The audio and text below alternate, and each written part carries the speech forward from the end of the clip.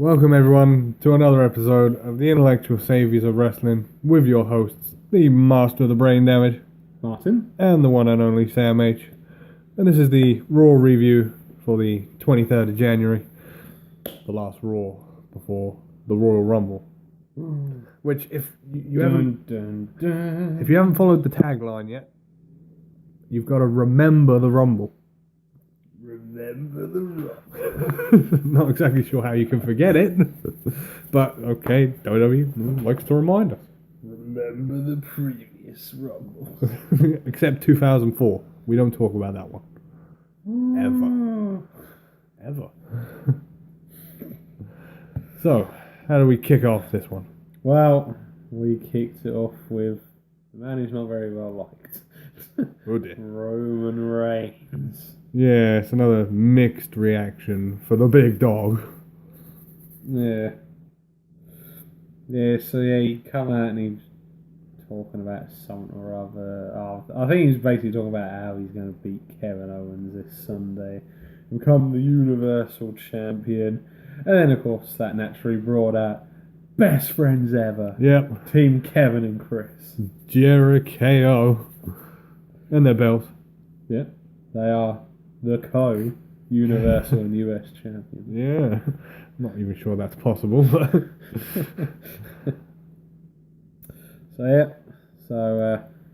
And then they got talking about, I think basically about what's going to go down on Sunday, and then Chris said, "You better watch it, Reigns, otherwise you're going to get it." Oh, then no. Roman Reigns basically twisted Chris's word and says, "Oh, that sounds like you're challenging me to a rematch for the US title." And then he was like, "Oh, no, that wasn't what I said." And then Kevin was like, you know what? Yeah, fine. You can have your match. Chris will beat you anyway. You can beat him, Chris. I believe in you. Yeah, Chris didn't look too convinced, though, to be fair. No, he did not. But So, of course, though, everything's got to be pre-approved by Mick and Stephanie. Yeah. But in theory, we've got a match tonight. yeah, that would be the main event. After it was confirmed. Yeah, we got to get it checked. Be on board. Yeah. And then we went on to our first match of the night. Luke Gallows versus Cesaro. Well, I'm going to be completely honest with you. Because of the power cut, I didn't watch this one. I must have missed this. This was one of the parts of Raw that didn't show up on my recording. Yeah, well, to be fair, you didn't miss a huge amount. Obviously, there was quite a bit going on at ringside with Sheamus and Carl Anderson present. But in the end, from what I can remember, I believe Sheamus got knocked down somehow, and then it looked like Cesaro. Yeah, and then Anderson caused a distraction whilst Cesaro had him in the sharpshooter. And whilst the referee's back was turned, Gallows was tapping. Oh, that old. The referee didn't see it. And then Cesaro come out. "What are you doing, Anderson?" And then he got hit with whatever the hell Luke Gallows' finisher is. It's all like that swinging splash. Oh, not the whole choke bomb thing. No. It's sort of like lifting up on his shoulder or whatever. And yeah, sort of like swung him round, face splash. I don't know what that finisher is. I only know the Gallows pole. You can't not be hit with the Gallows pole. It's a big pole. Yeah, and then also as well we had another moment where Anderson got chased away from ringside by Sheamus. So, yeah, and then apparently it was announced that they were going to have a title match. At the Royal Rumble. Yeah. But it's going to be on the pre-show. Yeah, and just so we don't have any issues this time, there's going to be 2 referees in the ring. 2 referees. Yowza. So, yeah.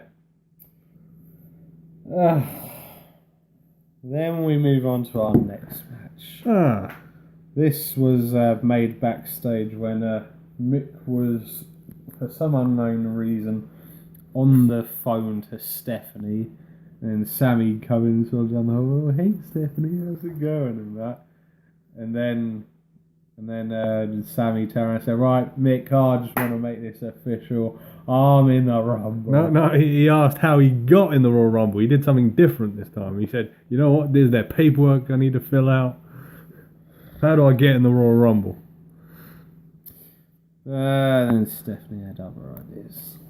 Yeah, she quickly had the idea of facing Seth Rollins. Yeah, and Sammy had to beat Seth to get into the Rumble. Yeah, match. apparently he has to earn his way into the Royal Rumble match. So what about the 15 or other so superstars that have just said, I'm in the Royal Rumble match, and they were in? That is a very good question. But then Stephanie then asked Mick to pick the phone up, and he had to send a message to Seth Rollins. Oh dear. And it later got revealed, unfortunately, that message was obviously the match. Sammy's got to face Seth to earn his spot in the Rumble match. But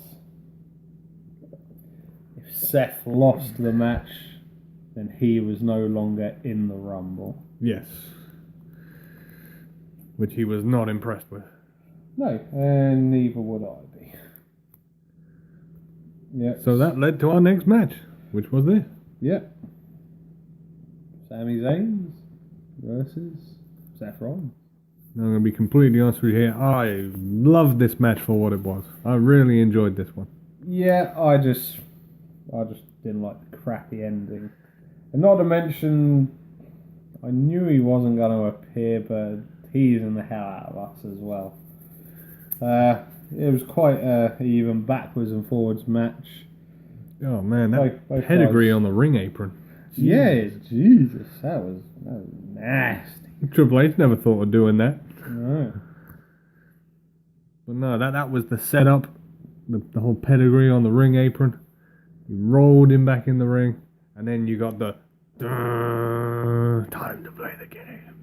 And the crowd parted, oh my god, Triple H is here. Is he here? He's finally going to confront Seth Rollins. And they waited.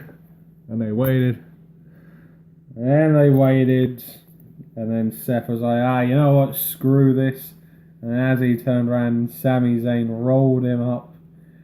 1, 2, 3. Oh, I don't believe it. Sami Zayn is in the Rumble, but at the expense of Seth Rollins. What does this mean, though? I mean, what does this mean for poor Seth? What's Seth going to be doing at the Rumble now? We will talk about this in depth on the Royal Rumble preview show coming up. Yeah. But he stormed backstage. He was angry as hell. He was furious. He confronted Mick.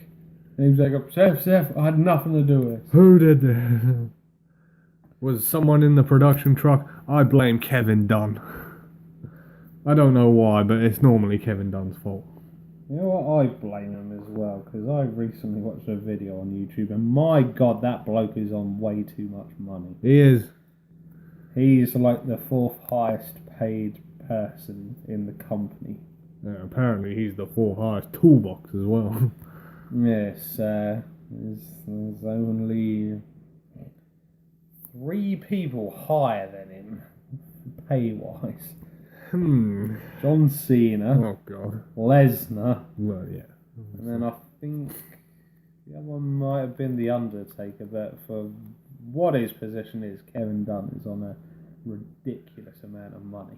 Well, reports are that he's the biggest ass kisser Vince McMahon's got in his locker room. So, Kevin Dunn, this one's on you. Yeah. You prick. So, and then, moving on, we go on to Cruiserweight action. And another opportunity for Corey Graves to get away from Byron Saxton. Booty Saxton. So this, of course, brought out the greatest man that ever lived, Austin Aries, on the commentary once again. He's good on commentary. He is very good.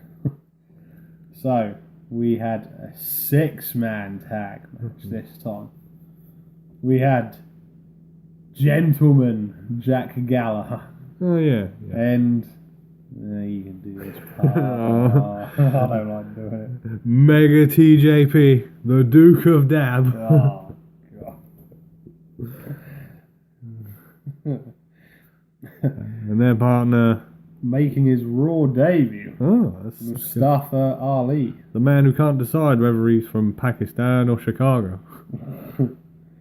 And they will be facing off against that scoundrel, Araya Davari. Oh, not Davari. And the favourite cruiserweight tag team, Drew Gulak and Tony Nese. The only cruiserweight tag team. Yeah, it's true, that may be. Well, I'm going to be honest with you. I didn't see this one. No, I didn't even know this happened. That was quite a good match. Obviously, the face team got quite a lot of offense in. Mustafa Ali putting off quite a few impressive moves. He's on the outside of the ring and he done a dive through the middle rope and the top rope and done a sort of swinging DDT in there. Interesting. Yeah, but in the end, the face team picked up the victory. Mustafa Ali picking up the pinfall. He done a 450 splash to Drew Gulak from the top rope. Yay! Well, Team face won. Yay. The good guys won. Yay. I support anyone that faces Davari. Bloody Davari. Scoundrel. Ugh. He's going to get a good thrashing from William. He did. And William the Second and William the Third. Oh, God. There was multiple Williams. Oh, God. Right, this next match, it got set up through various interruptions in the ring. But Various interruptions. I'm going to be honest, I watched about a quarter of this match and I fell asleep. Oh dear. Well, during this match. well, it's a good thing I'm here because I watched all of this.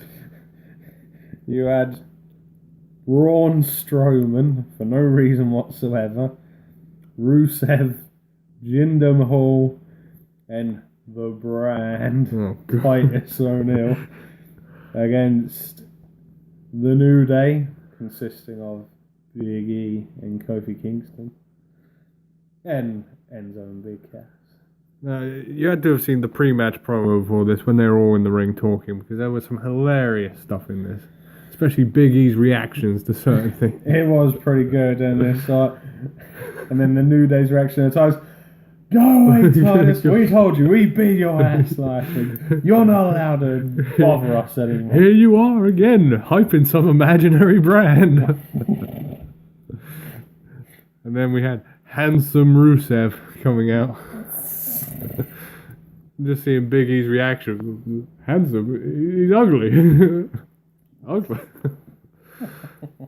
Oh, no, that was more entertaining than the match itself.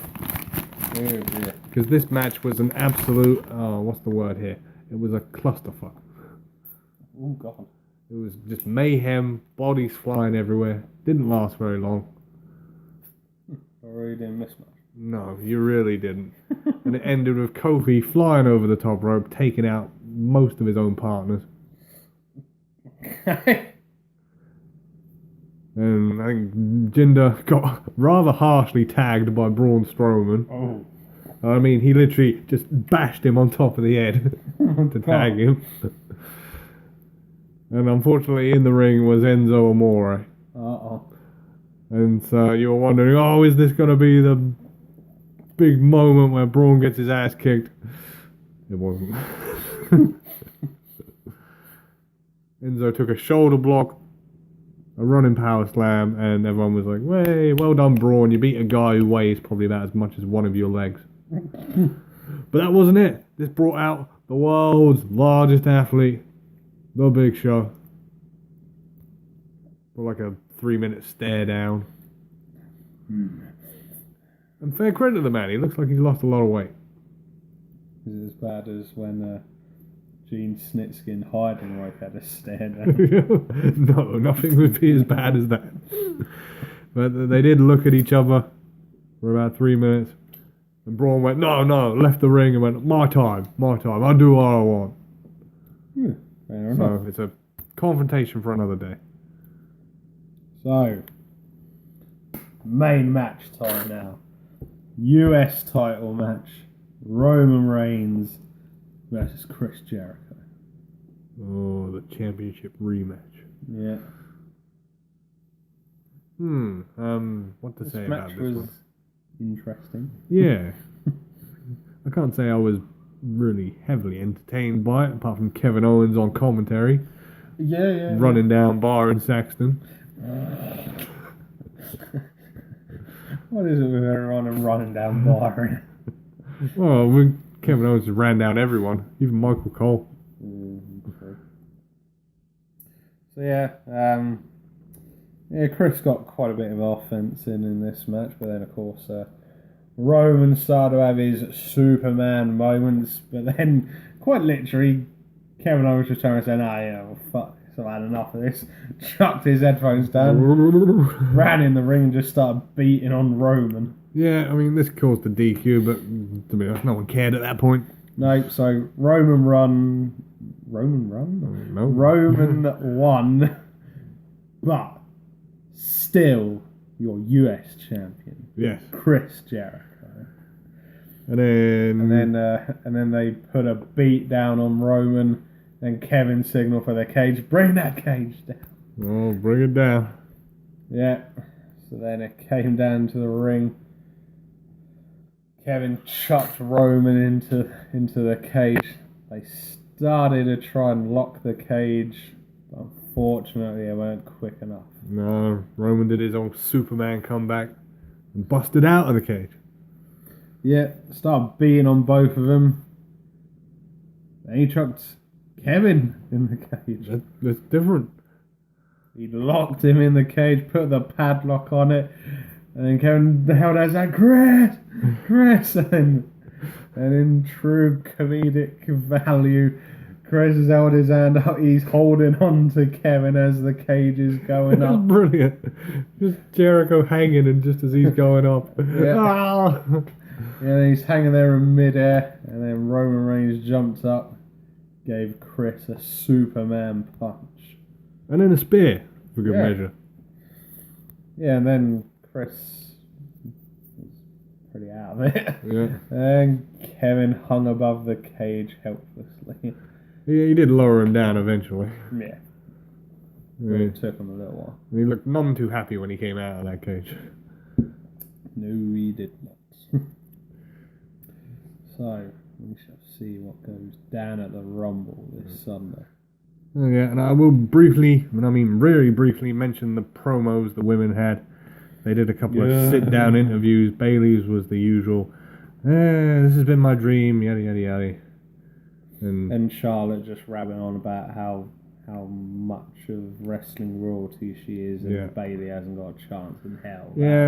Both of them bored me to absolute tears. Oh, speaking of boring, Nia Jax had a match next against a local competitor. You know, I'm glad I didn't see this one. Ray Lynn. Yeah. Oh, God. And shock horror, it was a squash match. Oh, that's good preparation. Yeah, so then after the match, when Nia was celebrating, the boss came down. She was holding a crutch, and it looked as if she was hobbling along. And she got near to the ring, climbed in the ring, and then she grabbed that crutch and she whacked Nia Jax over the back with it. Oh. About 5 or 6 times, and strangely it didn't really appear to do an awful lot, and Nia just walked off in a huff. Oh, that sounds like an interesting segment. It really wasn't. No, I'm glad I didn't see that one. Yeah, and then we got cruiserweight action. The outlandish Rich Swann, the cruiserweight champion, against Noam Dar. Oh, the plastic Scotsman. And of course, he's now got Foxy Baby Oh. round his arm. God, you just made it worse. Yeah, this is an actual thing, unfortunately. Why does Alicia Fox still have a job? What does she bring to the company exactly? Yeah. Didn't see this one either. This also got cut off my Yeah. recording. It was your typical style of match with a manager at ringside. A few distractions that to cause a distraction for the Cruiserweight champion when he was on top, but didn't end very well for Noam Dar. He got one of them beautiful swinging super kicks Good. to the chin, and that was it. 1, 2, 3. Have they actually named his finisher yet, or is it still the spinning heel kick? You'd have thought by now they would have come up with a name for it. No, still the spinning heel kick.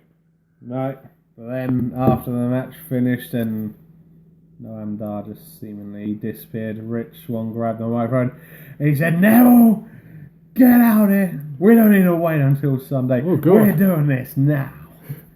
And then after a little while, Neville did make an appearance. He ran in the ring. Rich Swann started to put the beat down on him. Then Neville was like, "Nah, you know, screw this. I don't need this."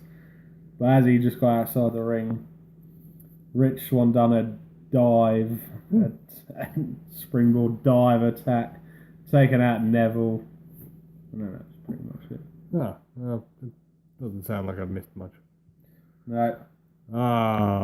And then we come to the main segment. Yeah. Not the main event. No, not the we've main had that. segment. We knew last week Goldberg will be live on Raw. Oldberg. And she was there. Yeah. Walked out to the ring. Unfortunately, the New Day weren't hanging around randomly in the back going, oh my God, it's Goldberg. Oh my God. No, and there was no Sami Zayn sitting on a box. No. So he walked to the ring. Unfortunately, where he was getting himself so hyped up, just before he come out of his change room, he headbutted the door. He intentionally headbutted his door, but unfortunately, he caused a little cut on the front of his forehead, Yes, so he started bleeding. He busted himself open, so he spent the majority of his promo, just like washing the blood off his head. Yeah, and then he was a bit taken back when the crowd gave their reaction to him, and he messed his lines up a couple of times. Yes, he messed his lines up maybe 2 or 3 times. Yeah, about that. So yeah, then he started talking about the Rumble, and then all of a sudden, when it started getting towards the conversation of Brock Lesnar, we had, "Ladies and gentlemen," Oh no! it was none other than the advocate for the Beast incarnate, Paul Heyman. Happy Heyman. Yeah. So obviously he said, "Look, Goldberg, this isn't how the Rumble's going to go. No. This is what's going to happen. You're going to be victimized, decimated, and I swear he said incarcerated." Yeah, I think that was one of them. And then he sort of like looked back to the Titantron and he went, "For my kind, Brock Lesnar." Now, I admit, at this point, I expected him to say, "Is not here tonight." But then his music hit, and the Beast incarnate came I out. was like, "Oh no!" New Day fan. Oh no! Yeah. So then Paul started to talk, and then Goldberg told him, "Yeah, Brock Lesnar. Yeah, we get it. We've heard it a million times. We have. Are you just gonna stand there, boy, or are you gonna do something about it?" Oh no, he came running down. Well, not running down. He briskly walked down Briskly walked, yeah. into the ring. Got up into the ring. Started to have a square down with Lesnar, and then we heard dong. Dong. And then the whole crowd flipped out. Oh my God, it's the Undertaker. Then it blacked out for about 5 to 10 seconds. Then the lights come back on, and the dead man was in the ring with Lesnar and Goldberg. Nice to see you make your way down to the ring so quickly, Undertaker. Yep. Right. Why couldn't you have done that at WrestleMania? Ugh. For anyone who's a bit confused at this point, I'd just like to grab some fun at Sam's expense. When he was watching WrestleMania last year, he was thinking up drinking games, and Sam stupidly took up the challenge of drinking a can of Coke continuously for the whole duration of the Undertaker's entrance. Yeah. I gotta give him his dues. He had a bloody good go at it. He went through about 2.5 cans. Nearly 3. But 2.5 was a bit too much, one after the other. It was continuous. I mean, yes, Undertaker took a very long time getting to the ring. And I was very sick. Yes. In your sink. Sorry about that, by the way. I did clean it up. I mean, it was supposed to be alcohol, but yeah, I don't drink. Yeah. So, and that was how Raw finished. The Undertaker, Lesnar, and Goldberg having a stead. Not the way traditional Raws end before the Royal Rumble. Yeah. But I'll take it. Yeah.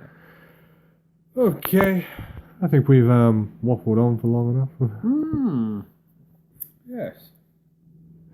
So, from your hosts, the Master of the Brain Damage, Martin. and the one and only Sam H, we will see you again for the next one. Remember the Rumble.